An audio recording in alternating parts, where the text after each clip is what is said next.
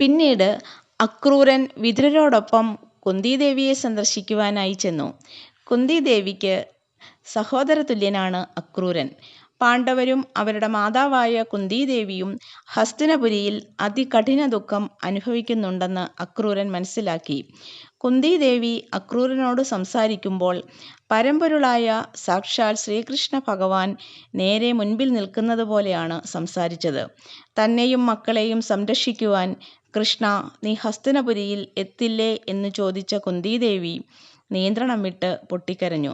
ഇത് കണ്ട അക്രൂരനും വിതുരരും കുന്തിദേവിയെ സമാധാനിപ്പിച്ചു.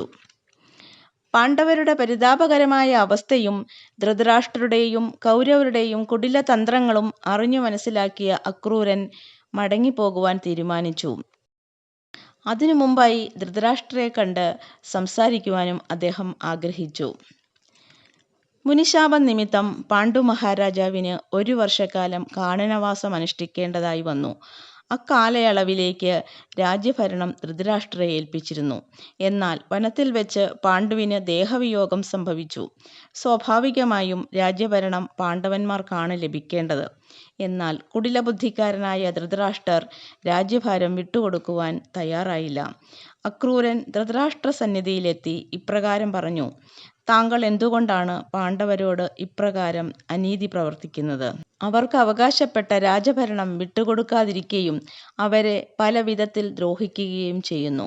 താങ്കളുടെ പുത്രന്മാർ അവരോട് ചെയ്യുന്ന ഹീനപ്രവൃത്തികൾ ഒന്നും തന്നെ തടയുന്നില്ല എന്നു മാത്രമല്ല, അവരുടെ പ്രവൃത്തികൾക്കുള്ള മൗനാനുവാദവും അങ്ങ് നൽകുന്നു. പാണ്ഡവന്മാർ അങ്ങയുടെ സഹോദരപുത്രന്മാർ മാത്രമല്ല, അവർ താങ്കളുടെ പ്രജകളും കൂടിയാണ്. പ്രജാക്ഷേമ തൽപരനായ ഒരു രാജാവ് തൻ്റെ എല്ലാ പ്രജകളെയും ഒരേ മനസ്സോടെ കാണേണ്ടതല്ലേ? അങ്ങയുടെ ഈ സങ്കുചിത മനോഭാവം വെടിഞ്ഞ് അവർക്കാവശ്യമായ നീതി ലഭ്യമാക്കുക. എന്നാൽ ഇതിനുള്ള ധൃതരാഷ്ട്രരുടെ മറുപടി വളരെ നിരാശാജനകമായിരുന്നു.